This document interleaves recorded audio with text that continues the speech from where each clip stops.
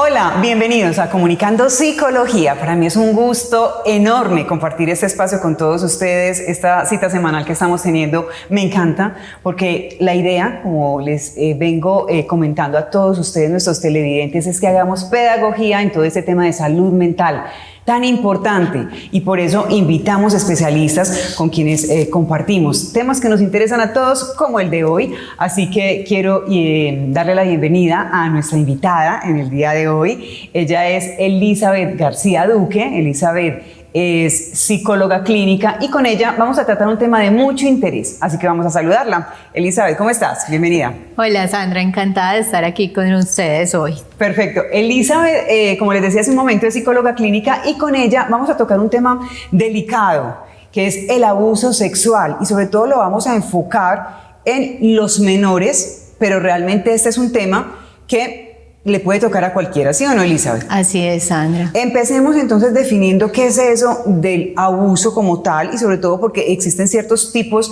de abuso. Entonces, para que la gente entre en contexto y podamos desarrollar el tema de hoy. Claro, es súper importante entender qué es el abuso, porque ahí entenderemos un poco que todos en algún momento de nuestra vida hemos atravesado por algo similar a un abuso, que se refiere a toda situación donde una persona tiene más poder que otra o poder sobre otra por una situación económica, emocional, de edad o de roles a nivel de la familia, y dentro de esto es que se empieza a catalogar el tema del abuso sexual, que ya es ese abuso de poder que se tiene, pero desde el plano de la sexualidad, cuando hago uso de lo que yo tengo sobre otro para cumplir mis fines sexuales en relación a esa persona. Perfecto, estás diciendo, normalmente está puesto como que es la fuerza que ejerce como una persona mayor sobre una menor, o que tiene más peso, no sé, el abuso realmente, ¿cómo se manifiesta y cómo podemos identificar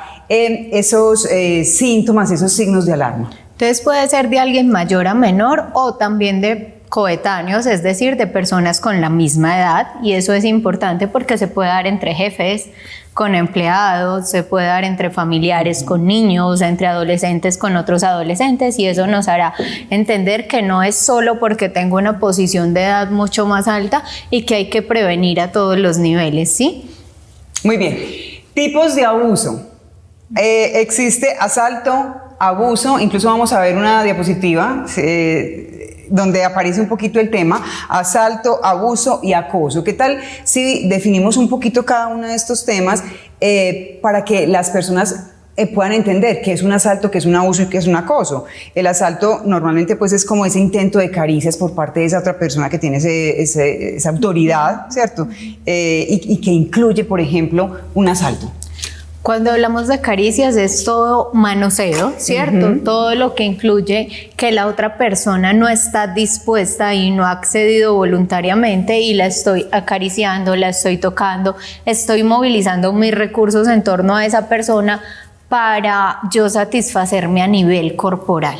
De acuerdo, muy bien. Y el abuso, entonces, vendría siendo ya como la situación como tal a la que se está enfrentando la persona y no tiene como ni intención ni deseo de hacerlo, o cómo podríamos definir el abuso. También hay una de las partes que no tiene intención de hacerlo, y esto atraviesa los tres tipos de abuso sexual, ¿cierto? En ninguna la persona que se califica como víctima tiene la intención de acceder a ese encuentro, ¿sí? Y el abuso ya tiene que ver con lo que es la violación, el acceso carnal, que muchas veces no es violento, sino que se hace a través de juegos, donde el menor es engañado, digámoslo así. Se utilizan estrategias persuasivas, donde se utilizan juegos, donde se planean actividades especiales para que el niño finalmente, o la persona que está siendo víctima de abuso, se sienta especial y luego simplemente acceda de una forma fácil a sexo oral, a toqueteos, a incluso voyerismo, porque acá hay muchos temas importantes, y es que no solo es cuando hay un coito, es decir, no solo es cuando hay penetración entre ambas personas, sino también cuando les ponemos los niños a material sexual, cuando simplemente los ponemos a que miren algo que alguien más está haciendo, o los miramos y les pedimos a ellos que hagan algún tipo de acto relacionado con lo sexual, las caricias. Incluso podríamos entrar ahí con un tema polémico que pienso que evaluaremos un poquito más adelante, y es cómo desde la prevención incluso muchas veces los mismos papás fundamentan y movilizan el tema desde siéntese en los pies del abuelito, en las piernas del abuelito. Ajá. Pero usted se tiene que dejar acariciar porque es que es el papá, es que no sea tan esquivo. O dele el beso en la boca a la mamá, y ahí se empiezan a movilizar un montón de cosas respecto al abuso que, bueno, profundizaremos en la prevención. Exacto. Elizabeth, entonces ahí también ya nos encontramos con el tema del acoso, que también está metido ahí. Es decir, cuando estamos como que hay una situación en la que hay intimidación, en la que parece que nos están ofreciendo algo a cambio, y eso es una forma de acoso. Ahora me gustaría que entráramos un poquito, lo decíamos ahorita, en esos signos y síntomas, porque pueden ser desde físicos, psicológicos y sexuales como tal, ¿cierto? Entonces, ¿cuáles son esos signos físicos que podemos encontrar?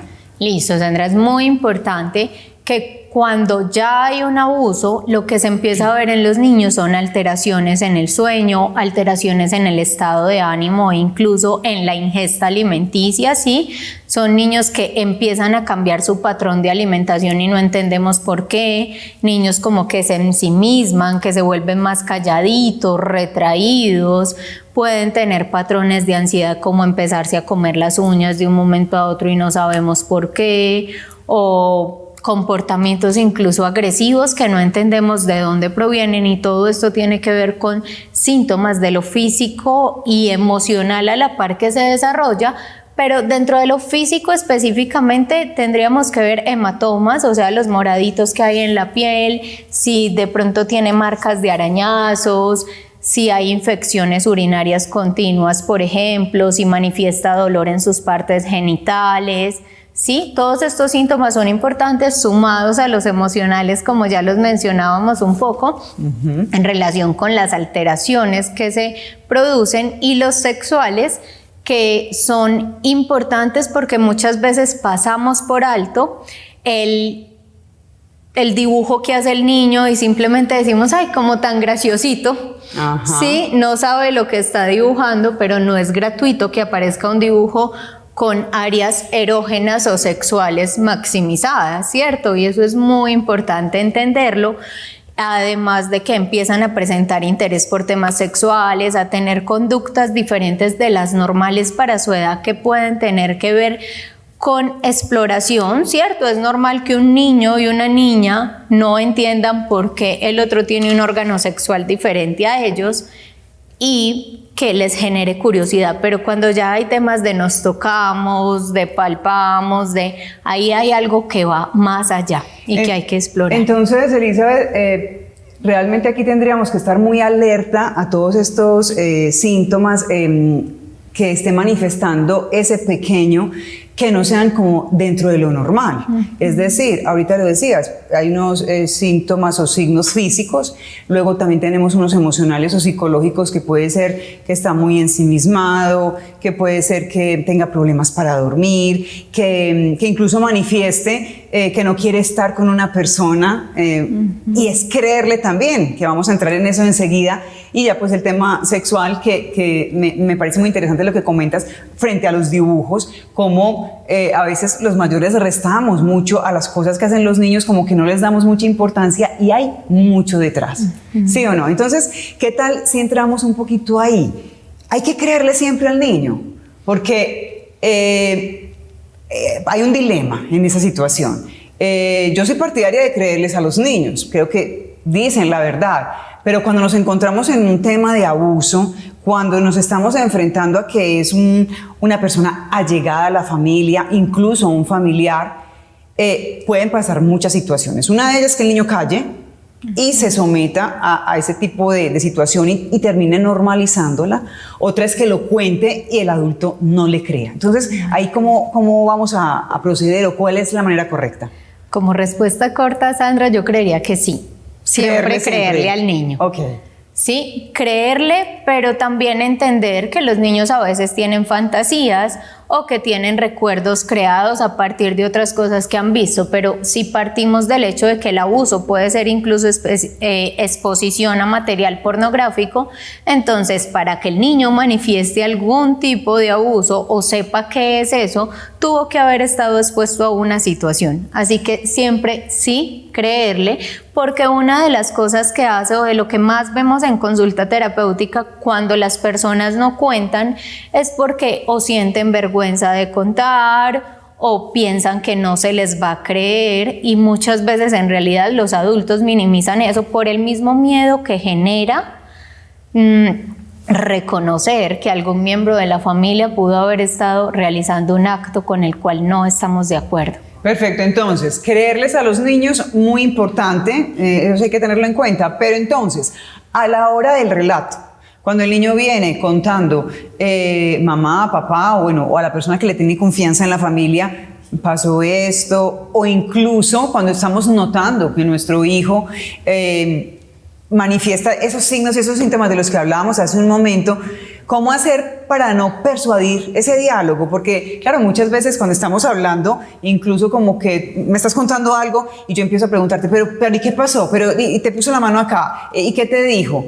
Y el diálogo se va llevando de una manera en que no se expresa lo que realmente está ocurriendo. Influimos mucho en el diálogo de los niños. Entonces, en el momento como de la revelación del abuso, es importante tomar el relato tal cual como lo manifiesta el niño, ¿sí? Y no induciendo nada, no, y fue muchas veces, y dónde fue, y es que sí, te ha tocado, de qué manera, y como decía Sandra, ahorita te puso la mano aquí, o mi amor, hubo alguna otra parte, pero por favor dime, pero por favor no tengas miedo, porque los niños son muy vulnerables todavía, y al ser tan vulnerables, altamente influenciables, en especial por figuras que ellos consideran como esas figuras de apego, figuras importantes para ellos, y a veces, dependiendo de cómo se haya conceptualizado o el niño haya vivido la vida, muchas veces intentará buscar aprobación de esas figuras, y ahí es donde el relato empieza a cambiar y a tergiversarse un poco.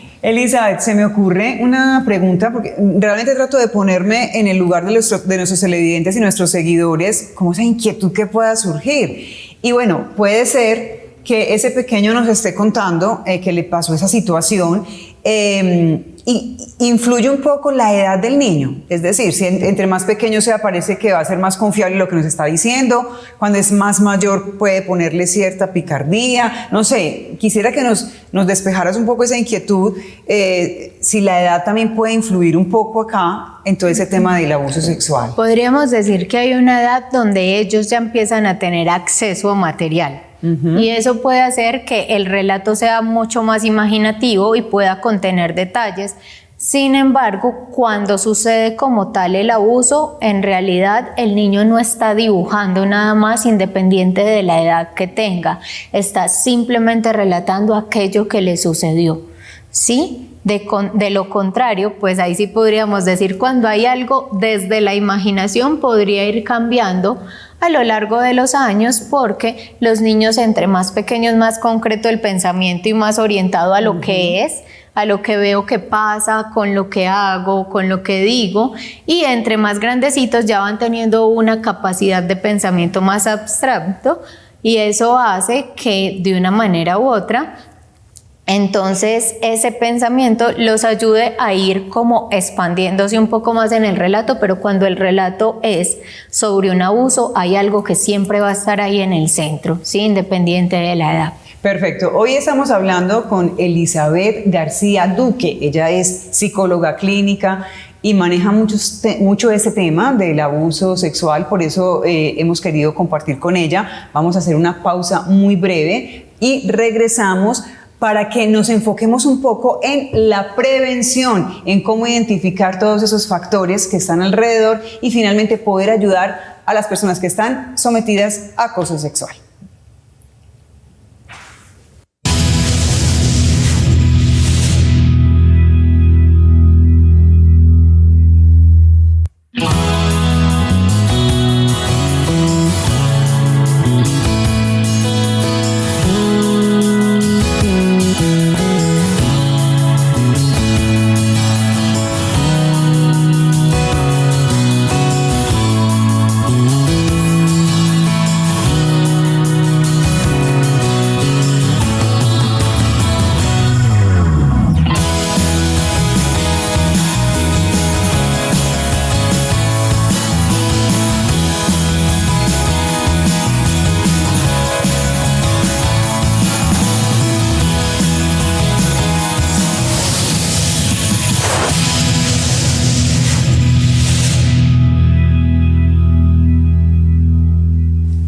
Seguimos comunicando psicología y en este momento vamos a decir algo bien interesante e importante que lo estábamos hablando en el corte con Elizabeth, y es el tema como de las estadísticas de los hombres y las mujeres que son abusados.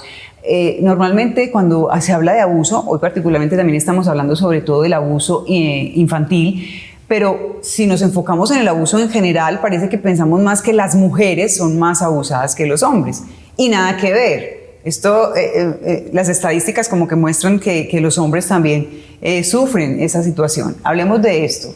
Muy bien, Sandra, gracias por introducir ese tema porque es muy importante. Las investigaciones hasta el momento nos muestran que 1 de cada 4 mujeres en la edad adulta relatan que han sido abusadas y 1 de cada 6 hombres. Sin embargo, acá es donde entra muy importante el tema de la prevención, porque muchas veces las personas tienen temor y miedo de contar acerca del abuso, por lo que ya decíamos, no les van a creer, sienten vergüenza, y uno muy importante que no hemos mencionado es que los niños tienden a creer que es su culpa, y al creer que es su culpa, entonces ellos no relatan porque sienten que van a ser castigados, y eso es uno de los puntos más importantes a tratar, incluso cuando nos prestan como el relato y nos cuentan, quitarles esa culpabilidad y poderlos tranquilizar, mostrándoles que ellos no tienen responsabilidad, pero educar a nivel social y cultural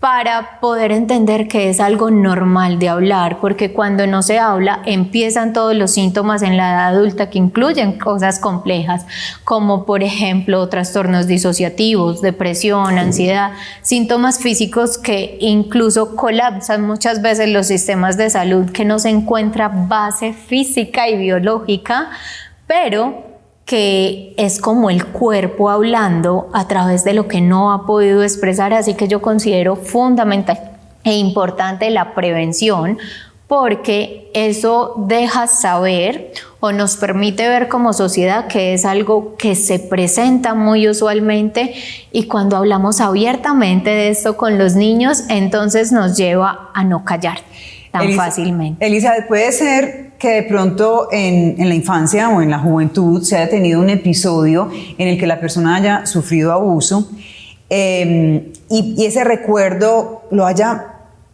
como aparcado ahí, lo haya dejado, no lo haya manifestado, sigue su vida normal, y luego cuando esa persona crece, lo estás hablando con el tema de los trastornos que se puede disparar de alguna forma, cómo buscar también que efectivamente allí hubo un abuso y que esta persona está sufriendo una situación en la actualidad por ese tema que tenía ahí como dormido, que incluso a veces como que ni la persona lo quiere recordar? ¿Eso ocurre? Sí pasa, como que la memoria omite esa partecita porque es tan dolorosa que lo que nuestra mente hace es como no quiero sentir y revivir esa huella anémica, esa huella de memoria, entonces lo que hago es ocultarlo, pero de un momento a otro en la adultez o en la adolescencia me empiezo a dar cuenta como de, tengo problemas con la sexualidad en pareja, como que no me cuido, como que no soy responsable, o como que cuando voy a tener un encuentro sexual siento mucha vergüenza y no sé de dónde proviene, o tengo muchos temas emocionales guardados y qué será lo que pasa. Y no solo es el abuso, sino que acá surge el proceso de revictimización, y es que cuando las personas han sido abusadas en la infancia o en la adolescencia tienden a perpetuar el abuso, y quizás no un abuso sexual nuevamente, pero sí personas abusivas en su entorno, pero sí situaciones donde ellos mismos abusan de sí mismos, valga la redundancia, y esto es relacionado con no me siento merecedor de tener algo estable y pleno porque desde la infancia me sentí abusado e interpreté que esa era la realidad normal para mí. Entonces aquí la invitación es a observarnos mucho, a ser conscientes de esas situaciones que vivimos en el día a día, en por qué, por ejemplo, en las relaciones de pareja me pasa esa situación o aquella. O sea, cuando nos detenemos, yo creo que es muy importante finalmente encontrar todos esos procesos que están ahí guardados y es el momento de resolverlos. Una persona que se encuentra en esa situación, ¿en qué momento debe pedir ayuda, debe alzar la mano, consultar al psicólogo. Si es un niño, desde el primer momento del relato, ¿sí? Y si ya es adultos que nos damos cuenta del proceso de, ok, reconozco que fui abusada, que fui abusado, buscar ayuda si se siente que eso que sucedió está generando consecuencias a hoy, porque también es importante entender que no siempre hay que buscar, ¿sí? Y eso es un tema muy importante en cuanto a la psicología, porque si bien sí puede haber existido una situación de abuso, muchas veces nos ponemos a revivir cosas que ni siquiera están generando algo en el presente, porque no todas las personas que han sido abusadas lo han interpretado de la misma manera. Entonces a veces ponerse como a rebuscar y rebuscar en el fondo lo que hace es despertar dolores que no eran necesarios. Así que esto los terapeutas deben tenerlo muy en cuenta para saber cuándo revivir y cuándo no una situación dolorosa en la infancia o en la adolescencia. Pero la invitación siempre con la salud mental sería: cuando siento que algo está pasando, levanto la manito y pido ayuda, porque hay cosas que realmente nos sobrepasan, ¿sí? Hay cosas que realmente no sabemos gestionar solos, y acá el tema de prevención en tantos ámbitos, no solo en cuanto al abuso, sino en todos los ámbitos de salud mental, y es educar desde la infancia para saber cómo relacionarnos y cómo expresar eso en la adultez. Vemos hoy en día adultos que no pueden expresar sus emociones de manera asertiva, y muchos de ellos tienen su base en abusos. Vemos personas que no saben marcar límites con su cuerpo porque quizás en la infancia se les enseñó que había que permitir todo lo que los adultos quisieran, por ejemplo, y acá entramos al tema de la prevención, y es: ¿por qué decirle al niño que hay que permitir o que hay que obedecerle al adulto simplemente porque es el adulto? Eso pone a los niños en una situación de vulnerabilidad y de riesgo bastante alta, porque entonces, pongamos un ejemplo, Sandra. Digamos que tú eres el adulto en esta relación y mi mamá y mi papá me dicen: es que usted tiene que hacer todo lo que los adultos quieren. Okay. Y tú eres el adulto y me dices: venga para acá tranquila, que nada va a pasar, pero tú eres el adulto. ¿Y qué aprendí yo en mi casa? Que el adulto había que obedecerle. Y si el adulto me dice: siéntese acá, yo ni siquiera me atrevo a cuestionar, claro, porque al adulto hay que obedecerle. Y de hecho eso pasaba hace unos años, quizá con nuestros papás y nuestros abuelos, que esa forma de educación así tan impositiva era así, y era tal vez que hemos pasado al otro extremo, que tampoco se trata de eso. Pero me parece muy interesante lo que estás diciendo con el tema de la prevención, sobre todo porque a veces pecamos y le insistimos a nuestros hijos: es que tienes que despedirte de todos con un beso, tienes que hacer esto, o incluso dejarlos al cuidado de un adulto con el que ellos de pronto no están cómodos, y puede que ni siquiera haya abuso, sino que no haya empatía, no se sientan tranquilos, se sientan inseguros. Entonces, qué tan importante aquí que descubramos qué es lo que pasa con nuestro hijo, que aprendamos a ser más compasivos con ellos, a entender que son personas y seres humanos, no como son chicos. Entonces parece que ellos tienen que hacer todo lo que nosotros queramos. Así es, y es entender: aunque no haya un abuso, debo enseñarle a mi hijo, a mi hija o a cualquier niño o adolescente que tenga cerca a respetar sus propios límites con su cuerpo y a decir no cuando no quieren hacer algo. Y si ese no incluye: no me quiero despedir de toda la familia de beso, está bien. Eso no lo hace maleducado, malcriado, como usualmente decimos, está bien. Entonces la prevención es que respete los límites con su cuerpo, que aprenda a decir no, pero también los adultos, cómo educar a ese niño hablando de temas sexuales de manera abierta, de acuerdo a la edad del niño, por supuesto, sin esconder lo que en realidad pasa. Muy bien, Elizabeth, ya estamos llegando a la parte final de nuestro programa. No quiero terminarlo sin que demos también un mensaje aquí frente a las redes sociales, que yo creo que estamos muy expuestos, no solamente los más pequeños, sino también los adultos. Eso casi que ya se ha vuelto una adicción, estamos tan interesados en ese like, en ese me gusta. Si no tenemos el celular un día parece que estamos desconectados del mundo. Y bueno, con el tema del acoso y del abuso, los niños están también ahí muy expuestos, y esta es una forma también de invitar a los adultos a que estemos más pendientes de ese contenido que ven los más pequeños. Entonces quiero que nos dejes un mensaje también ahí. Sabes que hay algo que los adultos no conocen y a mí me parece importante en cuanto a los niños, y es el tema del control parental en los dispositivos digitales, porque en las redes simplemente va a estar cargado todo el acceso a muchas personas. Incluso las redes nos dicen que no está permitido para menores de cierta edad, pero cuando le entregamos al niño el celular puede abrir YouTube y ver cierta cantidad de cosas que no tendría que ver. Puede abrir Instagram, TikTok, Facebook y simplemente aparecer una imagen y el niño empezar a buscar más, o el adolescente, y a través de eso empezar a darse cuenta de cosas que aún no corresponden para su edad y no contarlo por temor.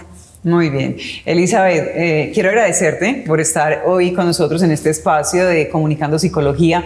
Aprendimos mucho sobre el tema del acoso en general. Lo enfocamos mucho en el acoso infantil porque igual esa etapa de la vida es muy importante y marca mucho lo que va a ocurrir en la adultez, pero es un tema que nos toca a todos, que tenemos que estar atentos, que incluso en la consulta, me lo decías, y ya para finalizar lo quiero decir, es que la gente está consultando mucho por abuso, y no tener temor de ir al psicólogo y decirle me está pasando esto, porque ahí es donde podemos encontrar las soluciones.